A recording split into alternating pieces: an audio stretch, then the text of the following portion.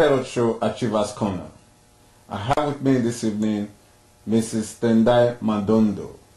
Tendai Madondo is a Zimbabwean living in Tala, and she's contesting for the 2009 local elections in Ireland.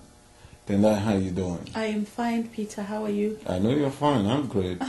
Because I see you running around Tala, knocking on doors, and, you know, how is the election going? No, exciting times as we slowly progress towards the election day, which is the 5th of June. So it is really exciting.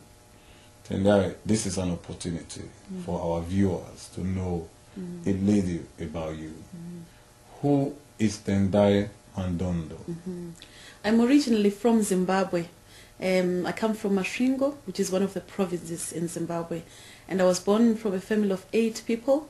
And both my parents are unfortunately dead. So we're just left with just 7 of us, because one of my brothers also passed away a couple of years ago. I'm married to Farai, and we've got 2 children, Brittany and Tatenda. And I'm also living with my sister Ravi here in Ireland. And currently I'm working for Christian Aid. I'm the gender-based violence and HIV and AIDS advisor. And yeah, so that's a big job. It is absolutely, and also very exciting. And with that job, I've managed to go to many countries. I've managed to meet with so many disadvantaged people in different countries. I've gone to Afghanistan, I've gone to Burundi, I've gone to Rwanda, I've gone to Cambodia, I've gone to Sierra Leone. This year I'm likely to go to Angola and Colombia. So and what do you go to do there? Christian Aid is funded by Irish Aid to tackle poverty overseas, and gender-based violence and HIV are seen as obviously issues that continue to exacerbate poverty. So my role then is to monitor our progress in terms of tackling those issues, and also to advise our partners within those countries, and also really just to support in giving the technical advice and the financial support. So it's good, and I'm very honored to be working in that field, considering that I'm also coming from a perspective of being an orphan myself, growing up. You are an orphan. Well, it depends on how you define I don't know. You are just telling me that you are an orphan. Yeah, because my parents. Yeah, because my last parent to die was my mom when we were kind of young. So then we were orphans, and obviously as you grow up, you become advantaged. As I am, I wouldn't want to see myself as an orphan.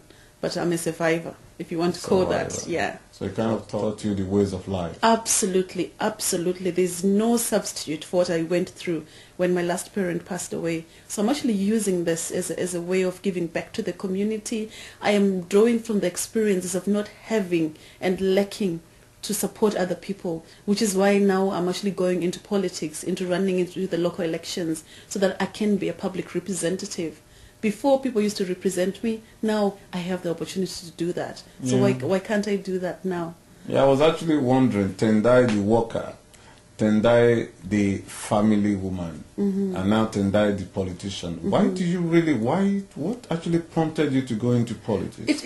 It is deeper than even what I can verbalize. It is because of what I've gone through. It's because of what I've learned, not just in my own family or in my own work, but even, you know, from what I've seen overseas. Like, if you observe the women in Afghanistan and the fact that they're so disadvantaged, they're even seen as second-class citizens in their own countries, but still they stand up, they speak out, and they get things done.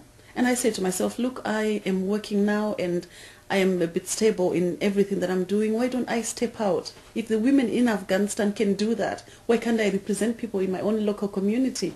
So it comes from deep within, but also coming from the experiences that I've gone through myself. Why do you want to represent the people of Tala? Being a public representative is to be a voice to the people.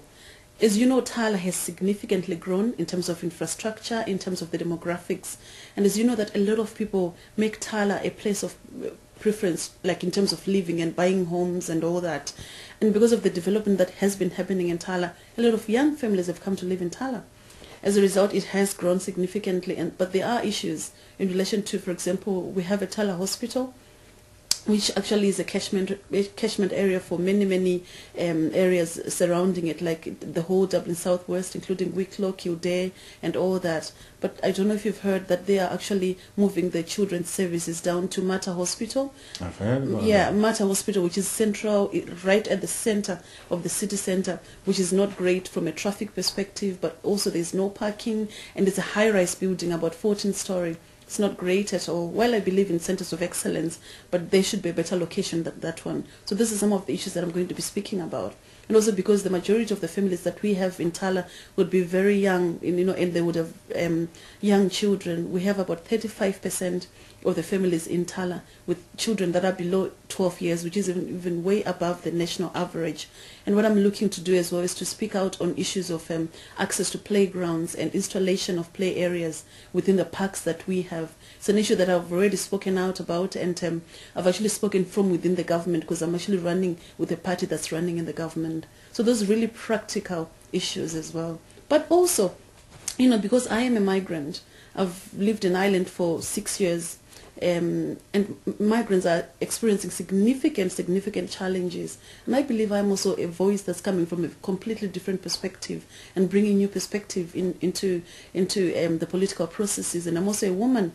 As you know, women may also see things differently, and we're very good at multitasking as well. So I'm bringing many perspectives into the political processes. How is the campaign going?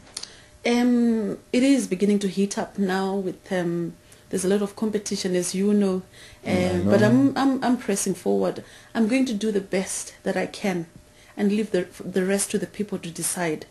I'm doing door-to-door knocking. I'm attending a lot of meetings, and I am part of different working groups within Tala, and I'm also working with minority ethnic people to get them to register, which is one of the biggest challenges that we are encountering, especially among minority ethnic people, because there's no awareness about their rights. People don't really know that they have the right to vote. Those who know that they have the right to vote do not necessarily have the time, or they just haven't registered to vote for a variety of reasons. All that. But if you believe in something, you see what your belief overcome the hurdles that you have to cross. I'm just highlighting some of the challenges that people are telling me. I know. But what I'm saying, viewers, if you live in Tala and you want to vote for Tendai and you are watching this program, what you have to do to be able to register is very simple. You get the form from the county council, and then you go to the Gardaí to stamp it. That's all you need to do. After the stamp, you just fill it and submit it. Submit it at the county council or post it. You have until 18th of May to do that. And once you do that, you are ready to vote for Tendai come June the 5th.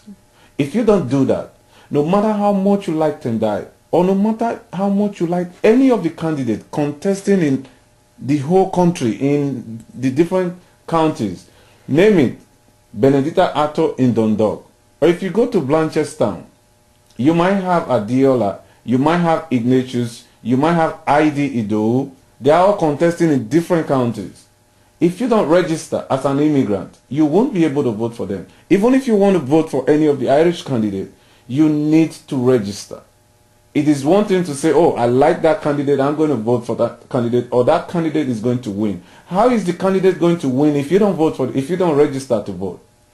Your vote can define who wins the election. Tendai, apart from the challenges of trying to get people to register, do you have any other major challenge that you have to take care of in your campaign? One of the major challenges that most migrants that are running in the local elections are facing is the issue of funding. As you saw from the Obama campaign, there was a lot of money that was pumped into that election, which made it very effective and very efficient, and it was run very well. But the challenge of being a migrant is that you don't have your support systems, you don't have people that you went to college with, and you just don't have a household name that other people have. So you kind of have to start to establish networks, and those networks will then generate you money and income for your campaign to move forward efficiently. So it is difficult. We are having to rely on the same migrants that we have only met in the recent years, and obviously money runs out because everybody has their own challenges. So that's a significant challenge, not just for me, but for many other migrants that are running the local elections. Okay, Tendai, I understand that you're having an event on the 2nd of May. What is that event about? I'm launching my campaign on the 2nd of May, starting from 4 o'clock in Old Bourne Community Center.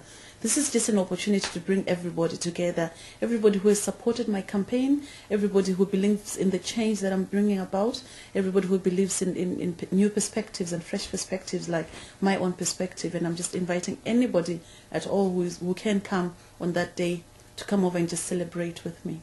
Yeah, apart from launching your campaign, now that you've mentioned the issue of finance, if people want to like donate or be of help financially to you on the day, would they be able to do it? They will be able to do that. We have a team in place who look after that. Myself, I don't even look after anything at all because I'm busy canvassing and campaigning. So we have a team in place that's working closely together to ensure that that happens. So they will be able to talk to a member of our team.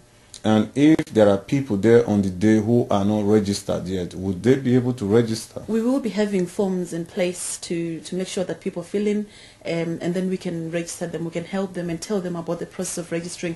I just wanted to say, Peter, that for those who believe that they've registered to vote, it's vitally important that they check to see if they are registered to vote. And the website to check is www.checktheregister.ie. It's a very simple and easy and very quick process. You just log in and you fill in your details and it all comes up on the screen. If you realize Tendai, finally, after June 5th, the election would have been determined. But how would you want this campaign to be remembered? We have worked very well together as a team and as a community in this campaign. This campaign is about inclusivity. It's about bringing everybody together towards the same cause, towards the same purpose and towards the same goal.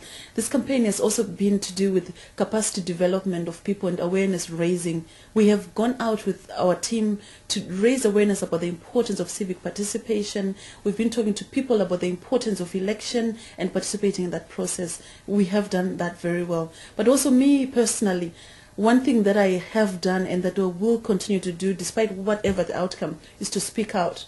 And I believe I'm best placed to do that because I'm running with a party that's in government, so I can effect change from within. Whether I lose this election or I don't lose this election, I will continue to speak out on behalf of women, on behalf of men, on behalf of young people, and on behalf of those who are around me. That I can assure you I will do that. So always to be known for what you believe in. Absolutely. Okay, that's good. I mean, that's taking politics easy. It's not a matter of do or die. Well, viewers, that has been Tendai Madondo, and like you know, the Achievers Corner is about celebrating whosoever is achieving in the Irish society and all over the world. And if you have anything to say, or if you think that you want to appear on the Achievers Corner, you can always give us a call on the following number showing on the screen. We are ready to celebrate whatever it is that has to do with achievement and that is, you know, an inspiration to people. On that note, we've come to the end of the show, and please join us next week when we bring you another exciting edition of Parrot Show.